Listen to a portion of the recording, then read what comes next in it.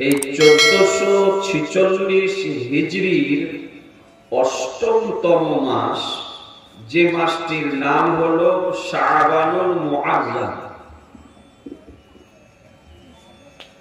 শাবান মাস কি মাস বললাম? মনে থাকবে না? একটু সকলে মিলে বলেন তো কি মাসটির নাম? আর একটু জোরে।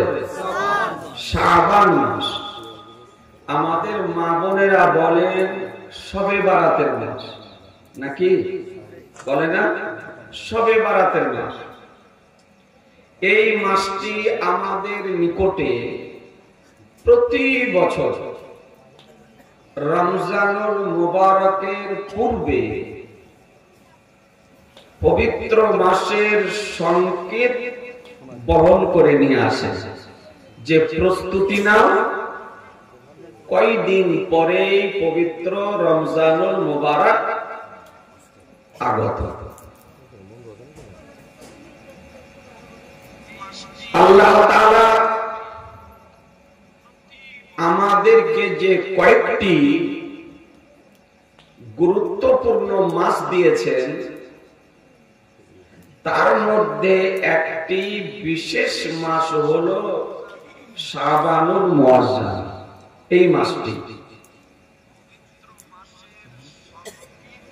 এমন একটি পবিত্র মাস, তাৎপর্যপূর্ণ মাস, গুরুত্বপূর্ণ মাস মহান রব্বুল আলামিন আমাদেরকে প্রদান করেছেন নবী পাকের ওসিলা। এই মাসটির মধ্যে একটি রাত্রি আল্লাহ আমাদেরকে দান করেছেন। কি করেছেন?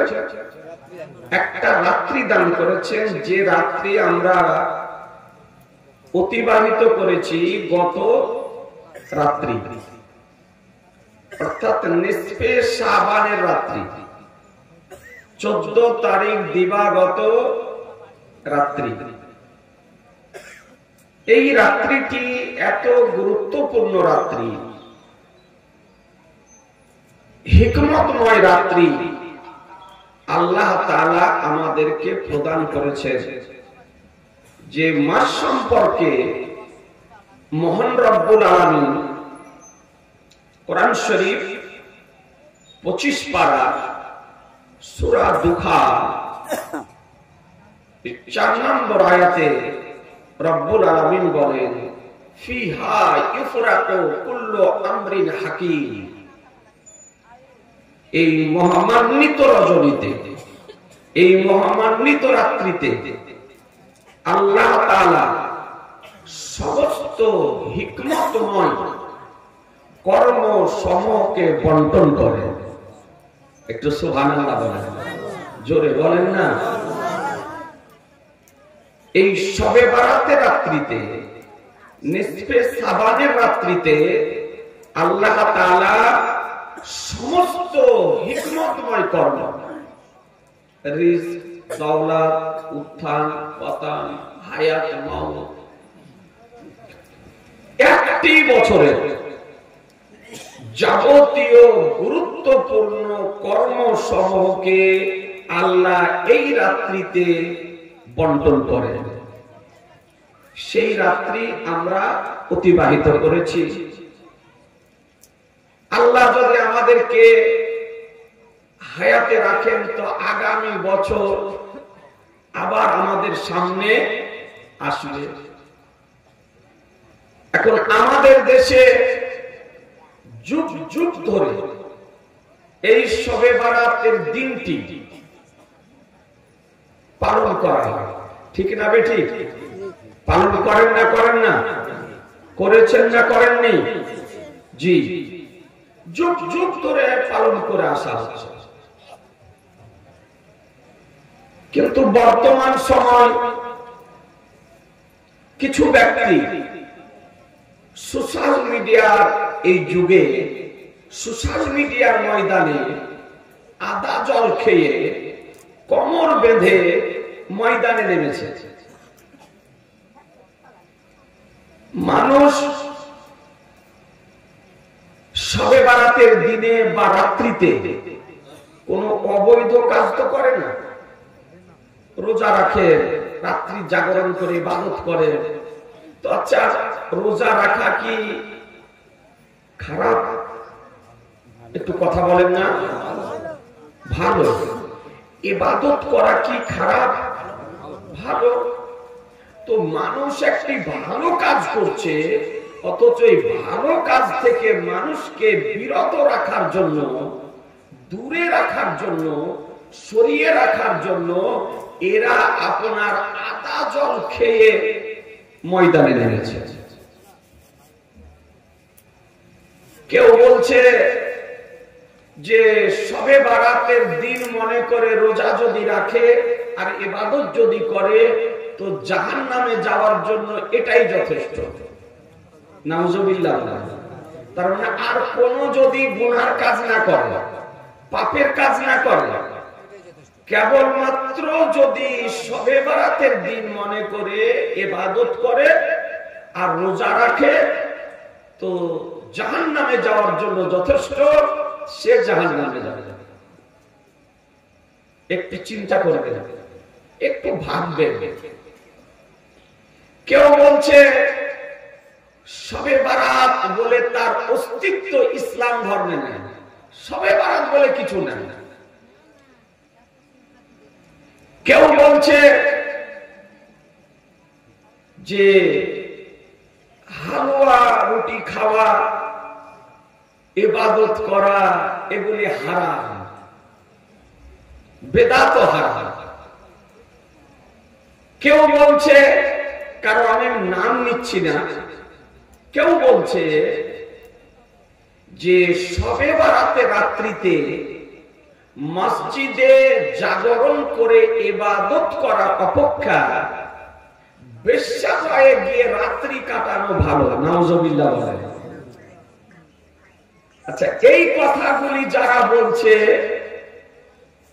তারা আমার নাবির পক্ষের লোক না বিপক্ষের লোক? একটু জোরে বলতে হবে। যদিও এরা ইসলামিক পোশাকে মুখোশ পরিধান করে সোশ্যাল মিডিয়ার মাধ্যমে জনসম্মুখে আসতেছে, কিন্তু আমার মনে বলে যে এরা মুসলমান নয়, এরা হলো ইহুদি খ্রিস্টানদের দালাল। যদি ইহুদি খ্রিস্টানদের দালাল না হতো তবে কোনদিন কোন মানুষকে ইবাদত থেকে বিরত রাখার চেষ্টা করত না, বরং তাকে ইবাদতমুখী করত, তাকে ইবাদত করার জন্য আরো উৎসাহিত করত। নাকি বলছেন? এমন ধরনের আলোচনা হতো সে যেন রোজা রাখে, এমন ধরনের আলোচনা তার পক্ষে করা দরকার ছিল, মানুষ যেন ইবাদত করে, ইবাদতমুখী হয়, ধর্ম পরায়ণ যেন হয়। তা না করে এমন ধরনের কুরুচিকর মন্তব্য করতেছে যে মানুষ যেন ইবাদত থেকে দূরে সরে যায়, যা একটু করতো তাও যেন না করে। কথা বুঝছেন না? আজ সোশ্যাল মিডিয়া গরম। যেদিন থেকে শবে বারাতের শাবান মাসের চাঁদ উদিত হয়েছে সেই দিন থেকে এক শ্রেণীর মানুষের মাথা খারাপ হয়েছে। সব সময় শবে বারাতের বিরুদ্ধে, রোজা রাখার বিরুদ্ধে, রাত্রি জাগরণ করে ইবাদত করার বিরুদ্ধে, হালুয়ার বিরুদ্ধে কুরুচিকর মন্তব্য করতেছে, বিরূপ মন্তব্য করতেছে, কটূক্তি করতেছে, বিপক্ষে বলতেছে। আজিজানে মুহতারাম, আপনাদের কাছে অনুরোধ করি, যে মাসটি এমন গুরুত্বপূর্ণ মাস, তাৎপর্যপূর্ণ মাস, মাহাত্ম্যপূর্ণ মাস, ফজিলতপূর্ণ মাস, বরকতময় মাস, যে মাসটিকে নবী আমার মাস বলে আখ্যায়িত করেছে, জোরে বলতে হবে। আমার মাস বলে আখ্যায়িত করেছে।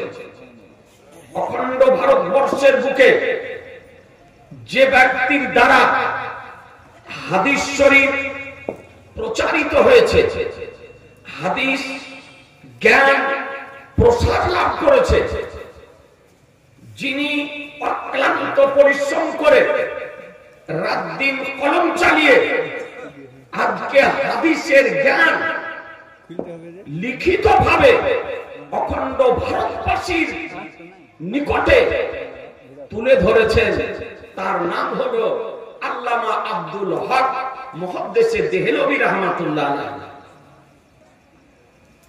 তিনি তার একটি রচিত কিতাবটির নাম মা সাবাতা বিসুন্নাহ।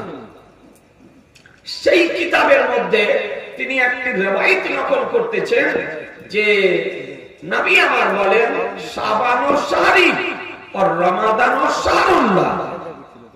নবী আমার বলেন শাবান মাসটি হলো আমার মাস আর রমজান মাসটি হলো আল্লাহর মাস। একটু চিন্তা করবেন, নবীর কত প্রিয় মাস ছিল, নবীর কত পছন্দনীয় মাস ছিল যে নবী আমার মাস বলে আখ্যায়িত করেছেন। কাউকে তখনই আমার বলে আখ্যায়িত করা হয় যে সর্বাপেক্ষা প্রিয় হয়, নাকি বলছে? তখন তাকে আমার বলে আখ্যায়িত করা হয়। আমার ছেলে, আমার মেয়ে, আমার পরিবার, আমার বাড়ি, আমার সম্পদ, আমার মাল, আমার বাবা, আমার মা, আমার বলে সম্বোধন তখনই করা হয়, আমার বলে আখ্যায়িত তখনই করা হয় যখন সে আপন হয়, নাকি বলছে? যখন সে প্রিয় হয়, যখন সে পছন্দনীয় হয়, তখন তাকে আমার বলে আখ্যায়িত করা হয়। তো আমার রাসূলুল্লাহ সাল্লাল্লাহু তাআলা আলাইহি সাল্লাম বলেন শাবান ও শাহরি, শাবান মাসটি হলো আমার মাস। মুমিনের যে মাসটি নবীর পছন্দনীয়, নবীর প্রিয়, এই মাসটি আপনাদের আমাদের প্রিয় হবে না? হবে না? একটু কথা বলতে হবে। একটু আপনাকে আমি বোঝানোর চেষ্টা করছি সাধারণ ভাবে। যারা মাসটি পালন করা থেকে মানুষকে বিমুখ করতেছে, বিরত রাখতেছে, একটু তাদের সঙ্গে আমাদের ব্যবধান একটু চিন্তা করবে। আমার রহমতুল লিল আলামিন পয়গম্বরের যেখানে প্রিয়, সেখানে আমাদেরও প্রিয় হওয়া উচিত, নাকি বলছেন? নবীর প্রিয় মানে আমাদের প্রিয়, নবীর পছন্দনীয় মানে আমাদের পছন্দনীয়। আর যদি নবীর পছন্দনীয় জিনিসকে, নবীর প্রিয় জিনিসকে আপনি অপছন্দ যদি করেন, তবে জেনে নিতে হবে যে আপনি নবীর পক্ষের ব্যক্তি নন, আপনি মুমিন নন। মুমিন যদি হতে, মুমিন যদি হয়, তবে অবশ্যই নবীর প্রিয় জিনিসকে প্রিয় মনে করবে, নবীর পছন্দনীয় জিনিসকে পছন্দনীয় মনে করবে। ছোট করে একটু বুঝায়, বিরাদারান ইসলাম, মিশকাত শরীফে হাদিসটি বর্ণিত হয়েছে এবং বুখারী শরীফে ইমাম বুখারী রাহমাতুল্লাহ আলাইহি এনেছেন কিতাবুল ইমাম, খাদ্যের অধ্যায়।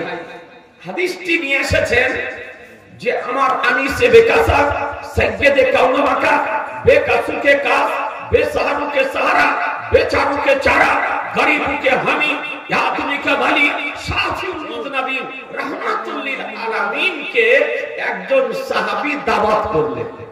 কি করলেন? দাওয়াত করলেন। আমার নবী দাওয়াত গ্রহণ করলেন। নবী আমার দাওয়াত খাওয়ার জন্য যেতেছেন, সঙ্গে ছিলেন হযরত আনাস রাদিয়াল্লাহু তাআলা আনহু, হযরত আনাস রাদিয়াল্লাহু তাআলা আনহুর সঙ্গে ছিলেন। তিনি নবীর খাদিম।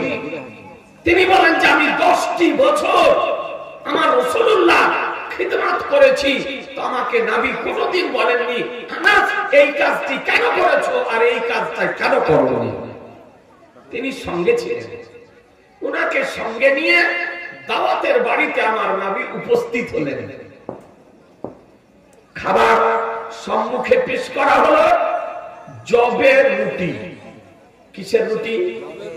জবের রুটি। আগে আমাদের এলাকাতে আপনার জব হতো, এখন আর হয় না, মোটামুটি বন্ধ হয়ে গেছে, গম হচ্ছে।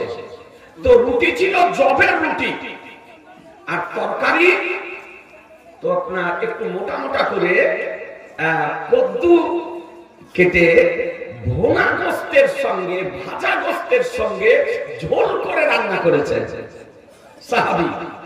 একটু ভালো করে শুনে যাবে। ভোনা মাংস, ভাজা মাংস সঙ্গে একটু কদ্দুর শরীফকে একটু মোটা মোটা করে কেটে ঝোল করে শোরবা করে রান্না করেছে। তো আমার দয়ার নবী, মায়ার নবী, রহমতের নবী খাবার শুরু করে ওই কদ্দু গুলোর টুকরো গুলোকে বেছে বেছে নবী আমার খেতেছে। একটু সুবহানাল্লাহ বলে। আর সাহাবী নবীর কর্মের দিকে লক্ষ্য করছেন যে আমার নবী বাটি থেকে ওই কদ্দুর টুকরো গুলোকে উঠিয়ে উঠিয়ে নবী আমার খেতেছে। আজি জানেন তারা আমাদের দেশে কি বলে? কদ্দু বলেন না, লাউ বলে। লাউ বলে, গ্রাম্য ভাষায় ওকে কদ্দু বলে। আমাদের মা বোনেরা কদ্দু বলে। এই ইউপিতে বেরেলি শরীফের মা বোনেরা বলে কদ্দু শরীফ। জি, এইভাবে তারা ব্যবহার করে কদ্দু শরীফ। কারণ কদ্দু এমন একটা সবজি তরকারি, যে তরকারিটি আমার রাসূলুল্লাহর পছন্দনীয়, এই জন্য সম্মানের সঙ্গে তারা উচ্চারণ করে থাকে। তা আমাদের দেশে কদ্দু বলে, লাউ বলে। এ বেরাদার নবী আমার খেলেন। সাহাবী বলেন, আনাস রাদিয়াল্লাহু তাআলা আনহু বলেন যে আমি বুঝতে পারলাম যে আমার নবীর প্রিয় তরকারি হলো সবজি তরকারির মধ্যে কদ্দু তরকারি। এই জন্য সেই দিন থেকে আমার নিকটে সমস্ত সবজি তরকারির মধ্যে কদ্দু তরকারি সর্বাপেক্ষা প্রিয় ছিল। আমার নিকটে সর্বাপেক্ষা প্রিয় তরকারি। একটু চিন্তা করে দেখুন তো, সাহাবী কি আকীদা দিলেন? আপনি যদি অসুস্থতার কারণে খেতেও যদি না পারেন, তবুও প্রিয় মনে করতে হবে, পছন্দ মনে করতে হবে। সাহাবী হযরত আনাস ইবনে মালিক রাদিয়াল্লাহু তাআলা আনহু মেসেজ দিলেন, পয়গাম দিলেন, বার্তা দিলেন, আকীদা দিলেন যে শোনো, যেটা নবীর প্রিয় তরকারি সেটা মুমিনের নিকটে প্রিয়। সেটা মুমিনের নিকটে প্রিয় তরকারি, এটা সাহাবী মেসেজ দিলেন। আজিজানে মুহতারাম, এই হাদিসটি পর্যালোচনা করছেন আল্লামা হযরত ইউসুফ রাহমাতুল্লাহ আলাইহি। এই হাদিসটি তিনি পর্যালোচনা করতেছিলেন, ব্যাখ্যা দিতেছিলেন, আলোচনা করতেছিলেন। তো ওনার মাহফিল থেকে একজন ব্যক্তি দাঁড়িয়ে গিয়ে বলতেছে যে আমি কদ্দু পছন্দ করি না, আমি কদ্দু ভালোবাসি না। দেখুন, নবীর পছন্দনীয় তরকারি, আর সেই হাদিসটি ব্যাখ্যা করতেছেন, আর অন্য একজন ব্যক্তি দাঁড়িয়ে গিয়ে বলতেছেন যে আমি পছন্দ করি না, আমি ভালোবাসি না, আমার পছন্দ নয়। তো হযরত ইউসুফ রাহমাতুল্লাহ আলাইহি সঙ্গে সঙ্গে নিয়াম থেকে তরবারি বের করে বলেন, বলে জাদ্দিদিল ঈমানা ওয়া ইল্লা লাতুলান্নাকা, তুমি তাড়াতাড়ি ঈমান নিয়ে এসো, না হলে তোমাকে হত্যা করব। একটু জোরে, আর একটু জোরে। তার মানে তিনি এ ফতোয়া দিলেন যে আমার নবীর পছন্দনীয় তরকারি আর নবীর এগেনস্টে তুমি বলতেছো যে আমি পছন্দ করি না, অর্থাৎ নবীর পছন্দনীয় জিনিসকে কেউ ইচ্ছাকৃতভাবে অপছন্দ যদি করে, ঘৃণা যদি করে, তবে তার ঈমান নষ্ট হয়ে যায়। আর ঈমান যদি নষ্ট হয়ে যায় তবে তাকে মুসলমান হতে হলে পুনরায় মুসলমান হতে হবে। এ বিরাদার, আপনাদেরকে বলতে চাই, তাহলে বোঝা গেল যে নবীর পছন্দনীয় জিনিসের অবমাননা যদি করে, অসম্মান যদি করে, তাওহীদ যদি করে, তবে ঈমান থাকবে না নষ্ট হবে? যে জোরে বলেন না, ঈমান নষ্ট হবে। একটু চিন্তা করে দেখবেন, নবীর সঙ্গে ঈমান জড়িত, নবীর সঙ্গে ঈমান জড়িত। মসলাতে বলা হয়েছে কেউ যদি নবী পাকের চুল মুবারককে অসম্মান যদি করে, চুল মুবারকের, নবীর চুলকে যদি কে বলে নবীর চুল, মুখটাকে বিগড়ে যদি বলে, কেউ যদি বলে নবীর চুলুয়া, সঙ্গে সঙ্গে কাফির হয়ে যাবে, সঙ্গে সঙ্গে কাফির হয়ে যাবে, তার ঈমান নষ্ট হয়ে যাবে। তাকে মুসলমান হতে হলে দ্বিতীয়বার কালেমা পড়ে তওবা ইস্তিগফার পড়ে মুসলমান হতে হবে। জি, নবীর জুতো মুবারক, যে জুতো নবী আমার পরিধান করতেন, কেউ যদি বলে নবীর জুতিয়া, নবীর জুতো মুবারকের কোন ব্যক্তি যদি অসম্মান যদি করে, তো শরীয়তের ল বলতেছে সঙ্গে সঙ্গে তার ঈমান নষ্ট হয়ে যাবে। এ হচ্ছে নবীর শান। আজিজানে মুহতারাম, আপনারা জানেন শবে বরাতের সম্পর্ক আমার রাসূলুল্লাহর সঙ্গে, সাবান মাসের সম্পর্ক আমার রাসূলুল্লাহর সঙ্গে, হালুয়ার সম্পর্ক আমার রাসূলুল্লাহর সঙ্গে। এই জন্য শুধু পশ্চিমবঙ্গের সুন্নি মুসলমান নয়, সারা পৃথিবীর সুন্নি মুসলমান এই মাসটিকে ইবাদতের মাধ্যমে পালন করে থাকে। জি, ইবাদতের মাধ্যমে পালন করে থাকেন। বেরাদারান ইসলাম, ইসলাম জগতের দ্বিতীয় খলিফা আমিরুল মুমিনিন হযরত উমর ফারুক রাদিয়াল্লাহু তাআলা আনহু, দ্বিতীয় খলিফা, তিনি এমন একজন সাহাবী ছিলেন, বেরাদার, যদি সকাল বেলায় কোন রাস্তা দিয়ে যদি চলতেন, তো ওই রাস্তাতে সন্ধ্যা পর্যন্ত শয়তান বের হতো না, যেত না শয়তান। একবার সুবহানাল্লাহ বলবেন না? একটু জোরে বলেন না। শয়তানের কলিজা কেঁপে যেত উমরে ফারুকের নাম শুনে। তিনি এমন একজন সাহাবী ছিলেন যাকে দেখে শয়তান ভয় করত। কথা বুঝা গেল না? জি, যে উমরে ফারুক রাদিয়াল্লাহু তাআলা আনহু সময়কালে পৃথিবীতে যদি ভূকম্প আরম্ভ হতো, ভূমিকম্প আরম্ভ হতো, আর উমরে ফারুক রাদিয়াল্লাহু তাআলা আনহু যদি পায়ের লাথি যদি মেরে দিতেন, কসম খোদার, সঙ্গে সঙ্গে আপনার জমিনের ভূমিকম্প বন্ধ হয়ে যেত। জি, উমরে ফারুক রাদিয়াল্লাহু তাআলা আনহুর সময়কালে যদি পাহাড়ে আগুন লেগে যেত, জঙ্গলে আগুন লেগে যেত, তো বস্তিকে বস্তি আপনার জ্বলে যেত। কারণ তখন তো আগুন নিভানোর কোন মেশিন আবিষ্কার হয়নি। আগুন জঙ্গলে লেগে গেল, পাহাড়ে লেগে গেল, তো আপনার দেখা গেল যে মাসকে মাস আপনার জ্বলতেছে, বর্ণিত হয়েছে। যদি পাহাড়ি আগুন যদি লেগে যেত, আর উমরে ফারুক রাদিয়াল্লাহু তাআলা আনহু যে চাদর ব্যবহার করতেন, এই চাদরকে যদি পতাকার ন্যায় দেখিয়ে দেওয়া হতো, সঙ্গে সঙ্গে পাহাড়ি আগুন নিস্তব্ধ হয়ে যেত। উমরে ফারুক রাদিয়াল্লাহু তাআলা আনহু, যিনি, এ বাবুরা কথা বলে, এটা একদম নীল নদ শুকিয়ে গিয়েছে। নীল নদ যখন শুকিয়ে যেত, একটা কুসংস্কার ছিল, কুপ্রথা ছিল, কি করত?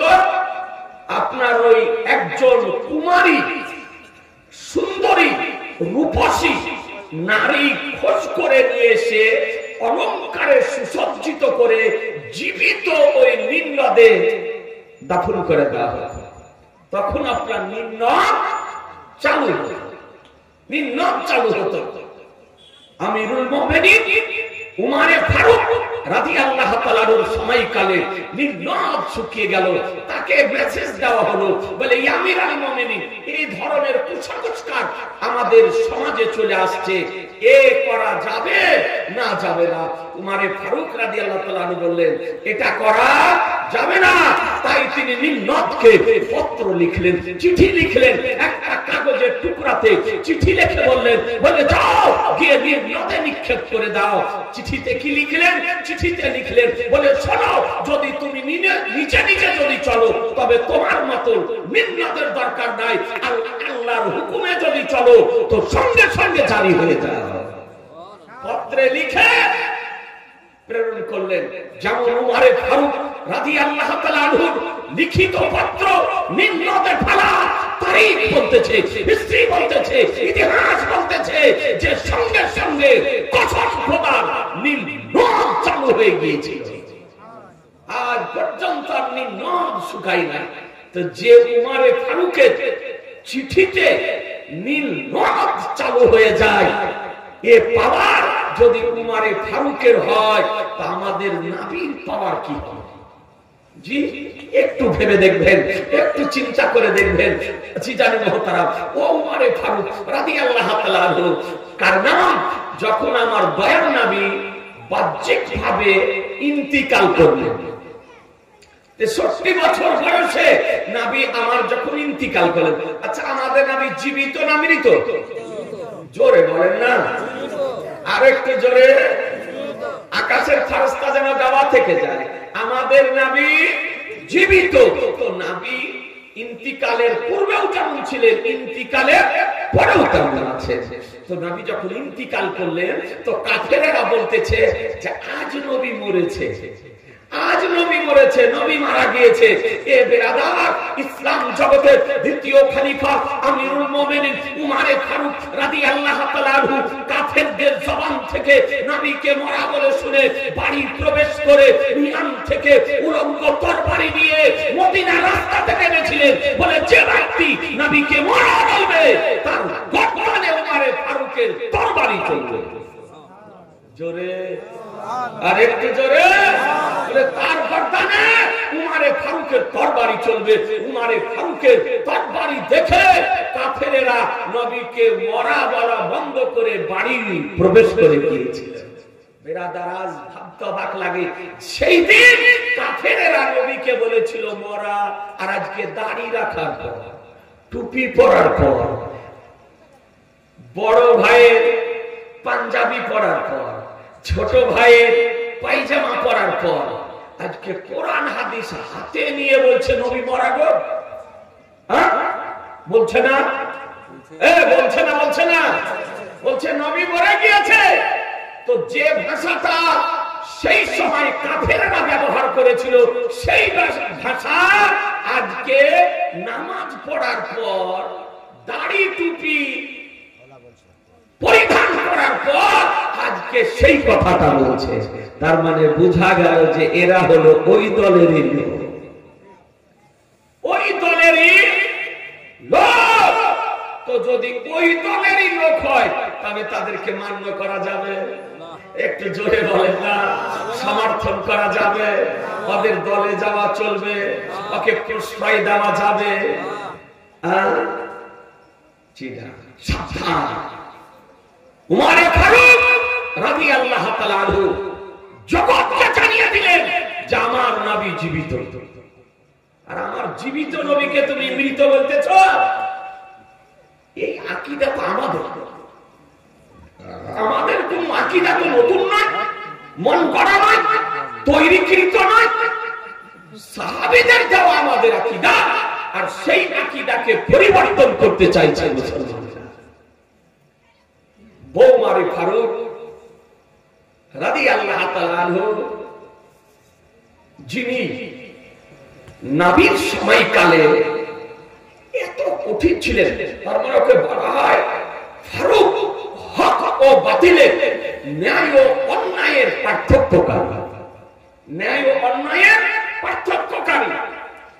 তো আমার ওই সময়কালে আমার নবীর নিকটে দুইজন ব্যক্তি উপস্থিত হয়েছে। আমি আপনাকে প্রথমে একটু উমরে ফারুক রাদিয়াল্লাহু তাআলাকে বোঝানোর চেষ্টা করেছি, ইসলাম জগতের খলিফা। তো একজন নামধারী মুসলমান, একে বলে মুনাফিক। নবীর যুগে মুনাফিক ছিল, আজও মুনাফিক আছে। চেহারা দেখে বুঝতে পারবেন না, কিন্তু আসলে মুসলমান নয়। চেহারা দেখে মনে হবে পাকা মুসলমান, কিন্তু আদৌ মুসলমান নামধারী মুসলমান। আর এক ইহুদি, তাফসীরের মধ্যে আপনার বর্ণিত হয়েছে জমিতে পানি দেওয়া নিয়ে গন্ডগোল। জমিতে পানি দেওয়া নিয়ে গন্ডগোল। এখন ইহুদি বলছে যে আমি প্রথমে জমিতে পানি দেব, আর এই নামধারী ভুঁড়ি মোটা এই মুসলমান বলতেছে আমি প্রথমে পানি দেব। তো গন্ডগোল, তর্ক বিতর্ক। তো ইহুদিটা একটু পাতলা দুবলা, আর ই আপনার মোটা তাজা। তো ইহুদিটা দেখলো যে এখন যদি বেশি কিছু বলতে যায়, আর তো একে তো আমি লড়াই করে পারবো না। তো বললো যে ভাই দেখো, তোমার সঙ্গে ঝগড়া করবো না, তোমার সঙ্গে মারামারি করবো না, তুমি এক কাজ করো, যে নবীর কালেমা পড়েছ, যে নবীর নিকটে যাও, সেই নবীর নিকটে চলো। যদি নবী যে ফয়সালাটি করে দেবে, সেই ফয়সালাটি